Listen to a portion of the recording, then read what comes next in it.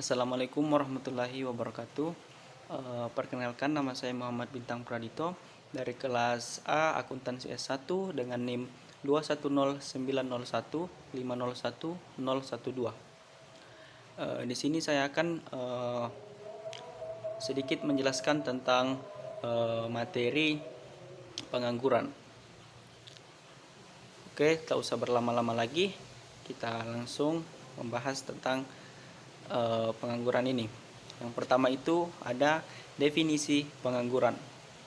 Pengangguran atau dalam Kamus Besar Bahasa Indonesia tunakarya adalah istilah untuk orang yang tidak bekerja sama sekali, sedang mencari kerja, bekerja kurang dari 2 hari selama sepekan, atau seseorang yang sedang berusaha mendapatkan pekerjaan yang layak. Selain definisi, ada juga jenis-jenis dari pengangguran tersebut.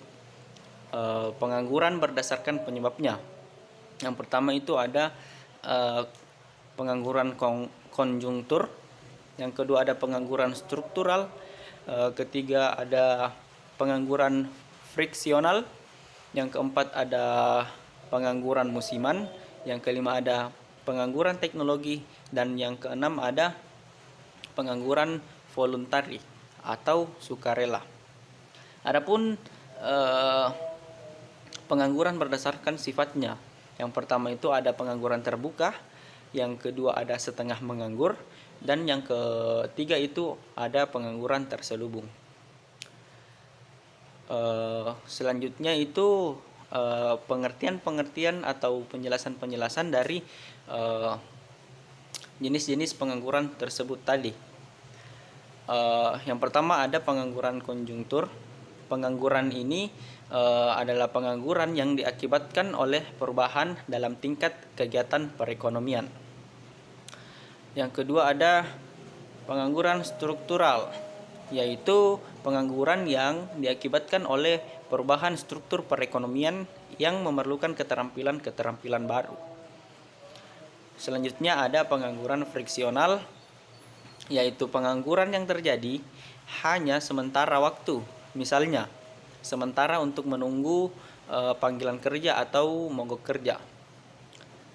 Selanjutnya lagi ada pengangguran musiman, yaitu pengangguran yang terjadi secara berkala, misalnya pada saat selang musim tanam dengan pada saat selang musim panen. Yang kelima itu ada pengangguran teknologi. Pengangguran teknologi adalah pengangguran yang terjadi karena adanya kemajuan teknologi, sehingga terjadi perubahan tenaga kerja manusia menjadi tenaga mesin. Selanjutnya ada pengangguran voluntari atau pengangguran sukarela, yaitu pengangguran yang terjadi karena seseorang yang secara sengaja berhenti bekerja. Setelah itu ada pengangguran terbuka. Pengangguran terbuka ini adalah angkatan kerja yang benar-benar tidak mempunyai pekerjaan.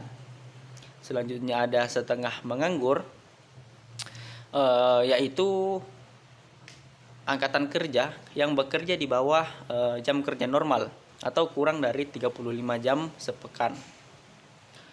Dan yang terakhir dari penjelasan jenis-jenis pengangguran itu ada pengangguran terselubung. Pengangguran terselubung adalah angkatan kerja yang bekerja tidak optimal sehingga terjadi kelebihan tenaga kerja. Oke, kita lanjut ke penyebab pengangguran. Ada banyak penyebab pengangguran yang ada di bumi ini atau di dunia ini. Yang pertama itu ada jumlah angkatan kerja tidak sebanding dengan jumlah lapangan pekerjaan. Yang kedua ada ketidakseimbangan permintaan dan penawaran tenaga kerja pada suatu tingkat upah tertentu. Selanjutnya ada ketidaksesuaian antara hasil yang dicapai antara pendidikan dengan lapangan pekerjaan. Ini sering terjadi kepada teman-teman kita atau adik-adik kita atau kakak-kakak kita itu yang sekolah di sekolah kejuruan atau SMK. Yang keempat itu ada ketidakseimbangan kebutuhan, jumlah dan jenis tenaga terdidik dan penyediaan tenaga terdidik. Yang kelima itu ada ketidakseimbangan penyediaan dan pemanfaatan tenaga kerja antar daerah. Jadi ini terjadi di antar daerah. Dan yang keenam itu ada kualitas SDM masih rendah atau kualitas sumber daya manusia masih rendah. Kurangnya sumber daya manusia dapat menjadi juga penyebab sangat menjadi penyebab lah dari adanya pengangguran tersebut. Selanjutnya ada perusahaan yang menutup usaha akibat krisis ekonomi atau keamanan kurang kondusif. Ini juga biasa terjadi pada perusahaan yang baru merintis begitu. Dan yang terakhir dari penyebab pengangguran yaitu peraturan yang menghambat investasi. Berikutnya ada tingkat pengangguran. Tingkat pengangguran merupakan perbandingan antara jumlah penganggur dan jumlah angkatan kerja dalam kurun waktu tertentu yang dinyatakan dalam sebuah persentase. Adapun cara menghitung tingkat pengangguran yaitu seperti jumlah pengangguran bagi jumlah angkatan kerja kali 100%. Berikutnya ada dampak dari pengangguran. Ada dua dampak dari dua segi. Yang pertama ada segi ekonomi. Jumlah pengangguran yang tinggi akan berakibat buruk bagi PDB. Selanjutnya, kurangnya sumbangan produktif terhadap PDB karena tidak menghasilkan barang dan jasa. Pengangguran menurunkan jumlah tabungan negara. Pengangguran memengaruhi kemampuan berinvestasi. Pengangguran dapat menurunkan daya beli masyarakat. Mengakibatkan keluasan dalam bidang usaha karena barang jasa kurang terserap oleh pasar. Meningkatnya biaya sosial. Selanjutnya mengurangi pendapatan nasional dan pendapatan per kapita. Dan yang terakhir itu ada pengangguran. Pengangguran itu akan menyebabkan pendapatan nasional dari sektor pajak itu menjadi berkurang.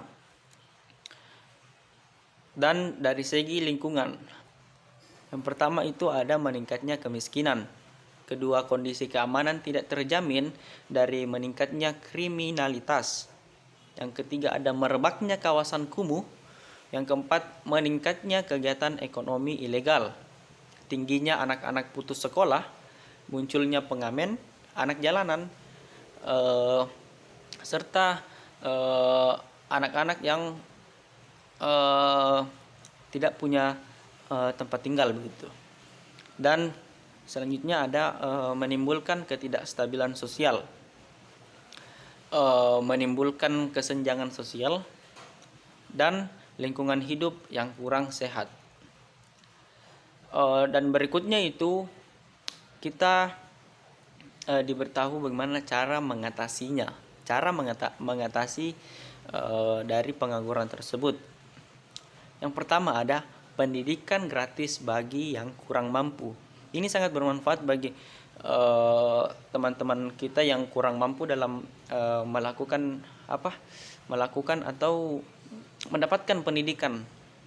Jadi dengan adanya pendidikan gratis bagi yang kurang mampu bisa dapat mengatasi dari kurangnya pengangguran yang ada di Indonesia ini. Yang kedua ada pemerintah harus menyediakan lapangan kerja yang banyak. pemerintah menyediakan tempat pelatihan. Yang keempat itu menyediakan lembaga bantuan kredit atau memberikan kredit bagi masyarakat yang kurang mampu. Memberikan pembelajaran, memindahkan penganggur ke wilayah yang kurang persaingan kerjanya. Mendatangkan para investor, membangun industri yang memiliki jumlah pengangguran yang banyak, pemberian informasi yang cepat dalam lowongan pekerjaan, di mana kita tahu itu banyak alasan-alasan orang menganggur itu bahwa dia tidak mendapatkan informasi dari lowongan-lowongan pekerjaan yang terbuka. Jadi dengan pemberian informasi yang cepat dalam lowongan pekerjaan dapat memudahkan bagi para teman-teman kita yang ingin bekerja, sehingga dapat mengurangi jumlah pengangguran yang ada di Indonesia. Dan yang terakhir itu ada mensosialisasikan keluarga berencana. Mungkin itu saja yang bisa saya paparkan atau jelaskan dari materi pengangguran. Lebih dan kurangnya mohon dimaafkan. Wabillahi taufik wal hidayah. Wassalamualaikum warahmatullahi wabarakatuh.